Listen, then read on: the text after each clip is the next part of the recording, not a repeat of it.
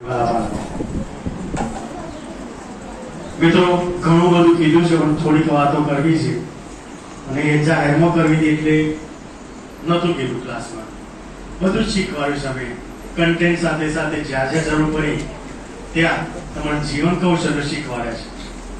અલગ અલગ જગ્યાની વિઝિટ કરાવી અને તમને પ્રત્યક્ષ અનુભવ પૂરો પાડવાનો પ્રયત્ન કર્યો છે. પણ એનો મતલબ એવો નથી કે ડિગ્રી લેવીને નોકરી જ કરવી. તમે જે ફિલ્ડમાં જાઓ અથવા તો ભવિષ્યમાં જ્યાં જાઓ ત્યાં સારામાં સારું કામ કરો અને આનંદ સાથે કરો. કામ કરવું મહત્વનું નથી. Best work best enjoy.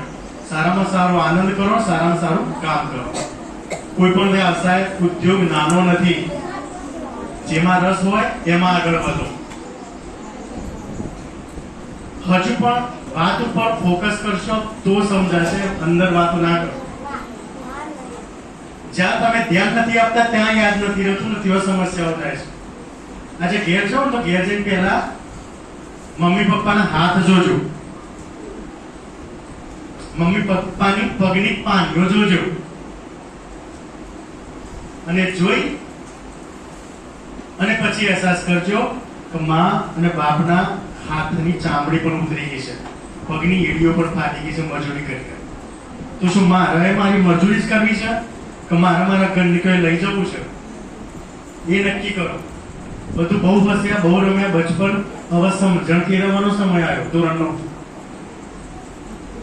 મા બાપ મજૂરીમાં તૂટી ગયા તમારા પાછળ, ખૂબ ખર્ચા કર્યા.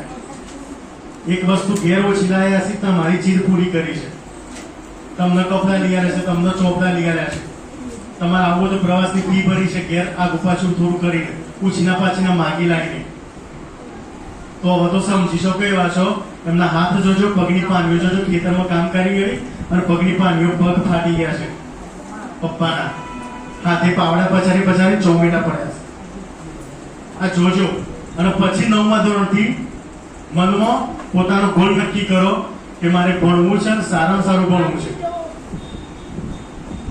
બહુ મોટી ડિગ્રી નહીં મળે તો વાંધો નહીં, પણ હું મારું જીવન નિર્વાહ સારી રીતે ચલાવી શકું, મારા ઘરને સારી રીતે ચલાવી શકું, મારા મમ્મી પપ્પાની ખુશીઓ આપી શકું, એવું કમાવાની ત્રેવડ, એવું કૌશલ્ય હું કેળવીશ.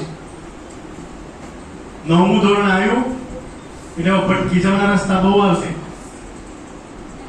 ભણવામાંથી સાઈડ થવાના રસ્તા બહુ આવશે, અનેક પ્રકારના એટ્રેક્શન આવશે, આકર્ષણો થશે. પણ જો એમાં ફસાયા તો જિંદગી ધૂળ ધૂળ થઈ જશે. અને દીકરા, કારકિર્દી બનાવવાનો એક સમય હોય, 9મા ધોરણથી કોલેજ સુધીનો, કોલેજ પૂરી કરીએ ત્યાં સુધી. એ સમય ફોકસ કારકિર્દી પર રાખીએ ને તો જ કંઈક બનાય. પણ આનો સમય જતો રહ્યો પછી ગમે તેટલું પીએચડી ડિગ્રી લો તો પણ કામનું નથી. જે ઉંમરમાં જે લાયકાત, જે સ્કિલ લેવાની હતી એ લઈ લો તો જ કામનું છે. બાકી પછી ભણવાના શોખ ખાતર લોકો આખી જિંદગી ભણે છે પણ એ કામનું નથી. એટલે પછી 9મું ધોરણ, 9મું, 10મું, 11મું, 12મું, કોલેજના 3 વર્ષ, માસ્ટર ડિગ્રીના 2 વર્ષ, આ જિંદગીના હવે જે તમારો દસકો આવે ને એના ઉપર તમારું આગળનું જીવન નિર્ભર છે. તમે સુખી થશો કે દુઃખી થશો યા 10 વર્ષ નક્કી કરશે. એટલે ભણવામાં પૂરતું ધ્યાન આપજો. જ્યાં પણ જરૂર પડે ત્યાં તમામ સ્ટાફ તૈયાર છે. સામાજિક, આર્થિક, શૈક્ષણિક કંઈ પણ જરૂર પડે, હું ગામનો વ્યક્તિ છું, જ્યારે જરૂર પડે ત્યારે મારે તમે આવી શકો છો, મારા ઘેર આવી શકો છો. કંઈ પણ સમસ્યા હોય તો અમને કહી શકો છો. જેમ મા બાપ છે ને એમ ગુરુ છે, શિક્ષક એ પણ તમારા મિત્ર છે. કોઈને કહી શકતા એ વાત અમને કરજો. કોઈ સહારો એવું લાગે કે મારું કશું નથી ત્યારે મારી પાસે દોડાવજો. ચોક્કસ તમને હૂંફ આપીશું, પ્રેરણા આપીશું અને જરૂર પડે ત્યાં મદદ કરીશું. બાકી જિંદગી જીવવાની વટથી અને વટથી જીવવા માટે વટથી બનવું પડશે. આ શબ્દો યાદ રાખજો. છેલ્લે ક્યાંક કશેક અમારાથી ભૂલ થઈ હોય, ક્યારેક ઠપકો આપ્યો હોય, ઠપકાર્યા હોય તો એ તમારી જીવનની કેળવણીના એક ભાગ રૂપે હશે. કોઈ અમારો દુશ્મન, સામે બેઠેલો વિદ્યાર્થી ક્યારેય શિક્ષકનો દુશ્મન હોતો નથી. પણ જેમ માટલાને કાટ આપવા માટે ઉપરથી ટીપવું પડે પણ જ્યારે કુંભાર ટીપતો હોય ત્યારે નીચે એનો હાથ હોય. એમ ક્યારેક ઠપકો આપ્યો હશે, ઠપકાર્યા હશે, ઊંચા અવાજે છણકો કર્યો હશે, પણ એ બેટા તમારા હિત માટે કર્યો હશે. ક્યાંક અમને તમારું અહિત દેખાતું હોય અથવા તો તમે ક્યાંક સાઈડ આઉટ થતા હોય તો તમને રોકવા માટે ચોક્કસ અમે ઠપકો કર્યો હશે. એનો દુઃખ ના લગાડતા, પણ એમાંથી પાઠ લેજો, જીવનનો પાઠ શીખજો. અમારાથી કોઈ ભૂલ થઈ હોય તો મોટા ભાઈ ગણીને, મિત્ર ગણીને, ગુરુ ગણીને, વડીલ ગણીને હૃદયથી માફ કરજો, કારણ કે બાળકોનો નિશાસો અમે લેવા માંગતા નથી. અમારું પહેલું સૂત્ર છે બાલ દેવો ભવ. બાળક એ પ્રભુનો પૈગંબર છે. એ સૂત્ર પણ સાથે સાથે એમને ઘડવાની જવાબદારી અમને આપી છે. એટલે કશેક કઠોર પણ થવું પડ્યું છે અને હજી થઈએ છે ઘણી જગ્યાએ, પણ એ તમારી શિસ્ત માટે, તમારા સંસ્કાર માટે, તમારી કેળવણી માટે, તમારી સ્કિલ ડેવલપ કરવા માટે તૈયાર છું. બીજું કોઈ એનો પાછળ આશય હોય નહીં.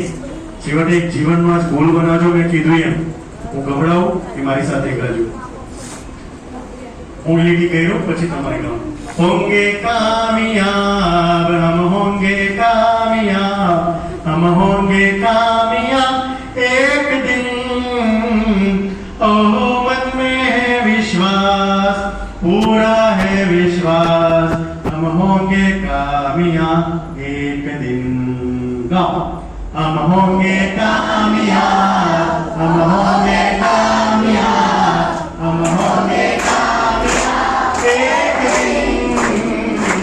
ओ मन में है विश्वास, पूरा है विश्वास, हम होंगे कामयाब एक दिन. खूब सरस. चलिए विदाई नहीं पहली. बस इतना था संग था तुम्हारा, तुम्हारा हमारा. बस इतना सा संग था तुम्हारा हमारा, तुम्हारा हमारा. जाओ बच्चों खुश रहना, ले लो आशीष हमारा. बस इतना सा संग था